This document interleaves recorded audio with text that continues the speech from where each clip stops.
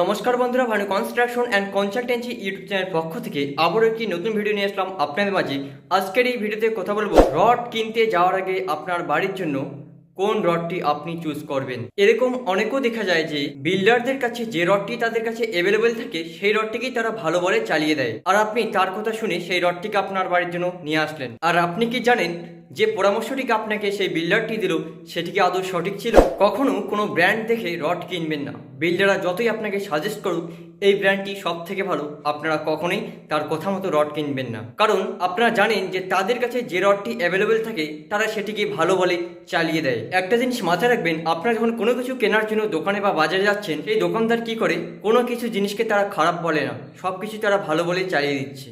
আর আপনারা সেই জিনিসটি বাড়িতে নিয়ে আসছেন আপনাদের নিত্য প্রয়োজনীয় ব্যবহারে। দেখবেন বড় বড় সেলিব্রিটিরা তারা অ্যাড দিচ্ছে, যেমন সৌরভ গাঙ্গুলি একটি রডের কোম্পানির প্রমোশন করতে গিয়ে তিনি বলেছেন ক্যাপ্টেন 600 ছাড়া কোথাও হবে না।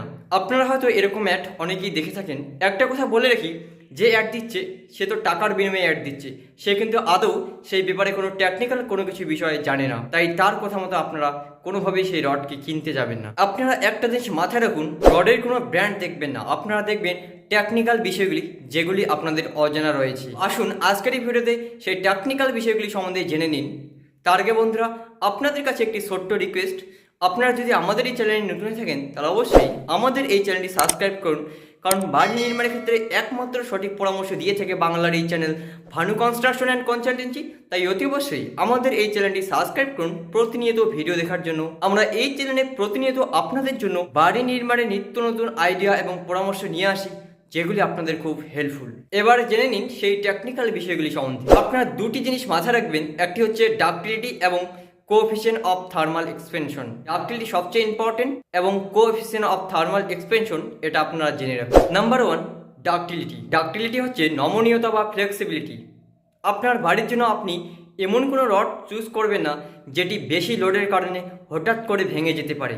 রডের মধ্যে যত বেশি ডাক্টিলিটি থাকবে সেই রড তত বেশি লোড নিতে পারবে, এবং সেই রডের উপরে যদি বেশি লোডও পড়ে যায় রড কখনো ভেঙে যাবে না। কি হবে, রডটি ফ্লেক্সিবল হবে বা বেঁকে যাবে তবুও ভেঙে যাবে না। এটাই হচ্ছে ডাক্টিলিটি। একটি ছোট্ট উদাহরণ দিয়ে বোঝাই, যেমন হচ্ছে রাবার। রাবার কীভাবে টানলে বাড়ে, এবং একটি সুতো দিয়ে যদি বোঝাই সুতোটি কীভাবে টানলে ছিঁড়ে যাবে। আপনার বাড়ির জন্য আপনি কী জিনিস ব্যবহার করবেন, ডাক্টিলিটি না যেটি হঠাৎ করে ভেঙে যায় সেটি? অবশ্যই আপনার যে বাড়ির রডগুলি রয়েছে সেটি নমনীয়তা ফ্লেক্সিবল হওয়া খুবই প্রয়োজন, কারণ আর্থকুয়েক যাকে ভূমিকম্প বলা হয় সেটির কারণে কিন্তু বিল্ডিং এদিক ওদিক নড়াচড়া হয়। আপনার বাড়িতে যদি সেই ডাক্টিলিটি রড না থাকে তাহলে কিন্তু আপনার বিল্ডিং হঠাৎ করে আচমকা ভেঙে যেতে পারে। তাই আপনার বাড়ির জন্য আপনি ডাক্টিলিটি যত বেশি রড থাকবে সেই রড আপনার বাড়ির জন্য আপনি ব্যবহার করুন। এবার চলে আসি কোএফিসিয়েন্ট অফ থার্মাল এক্সপেনশন। এটা আপনারা শুধু জেনে রাখুন। কোএফিসিয়েন্ট অফ থার্মাল এক্সপেনশন হচ্ছে তাপীয় প্রসারণের কারণে তাপমাত্রার পরিবর্তনের সাথে বস্তুর আকার বা আকৃতি পরিবর্তন করাকেই কোএফিসিয়েন্ট অফ থার্মাল এক্সপেনশন বলে। সহজ ভাষায় আপনাদের বুঝাই, যারা সবচেয়ে ধনী ব্যক্তিরা তারা কিন্তু রডের পরিবর্তে তারা দামি কিছু ব্যবহার করতে পারতো, কারণ তাদের টাকা অনেক আছে। যেমন মুকেশ আম্বানি, তার কিন্তু প্রচুর টাকা রয়েছে, তিনি কিন্তু রডের পরিবর্তে বাড়িতে কিন্তু গোল্ডেনও ইউজ করতে পারতো। তাহলে স্টিল বা আপনারা যেটাকে রড বলে থাকেন সেটি কোনো সারা বিশ্বে ব্যবহার করে থাকে।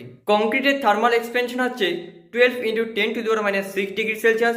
স্টিল এর থার্মাল এক্সপেনশন হচ্ছে 12 × 10⁻⁶ ডিগ্রি সেলসিয়াস। আর গোল্ডেন এর থার্মাল এক্সপেনশন হচ্ছে 9 × 10⁻⁶ ডিগ্রি সেলসিয়াস। এখান থেকেই বোঝা যাচ্ছে যে কংক্রিট আর স্টিলের দুটোরই থার্মাল এক্সপেনশন সমান রয়েছে, তাই আমরা কংক্রিটের মধ্যে স্টিল ব্যবহার করে থাকি। এখন কথা হচ্ছে কত ডাক্টিলিটির রড কিনবো। আপনারা লক্ষ্য করবেন রডের গায়ে লেখা থেকে 500D, 550D, আর এই ডি মানেই হচ্ছে ডাক্টিলিটি বা ফ্লেক্সিবিলিটি। আমি একজন ইঞ্জিনিয়ারিং স্টুডেন্ট হিসেবে আপনাদের সাজেস্ট করে বলতে পারি যে আপনারা যখন আপনাদের বাড়িতে রড কিনবেন তখন অবশ্যই 500D বা 550D রড কিনবেন। বোঝা গেল? তো বন্ধুরা, এই ছিল আজকের আমাদের এই ভিডিওটি ভালো লাগলে লাইক কমেন্ট শেয়ার করতে একদমই ভুলবেন না। আর আমাদের চ্যানেলে যদি আপনি নতুন হয়ে থাকেন তাহলে অবশ্যই আমাদের এই চ্যানেলটি সাবস্ক্রাইব করুন, কারণ বাড়ি নির্মাণের ক্ষেত্রে একমাত্র সঠিক পরামর্শ দিয়ে থাকে বাংলার এই channel Bhanu construction and consultancy. তাই অতি অবশ্যই আমাদের এই চ্যানেলটি সাবস্ক্রাইব করুন প্রতিনিয়ত ভিডিও দেখার জন্য।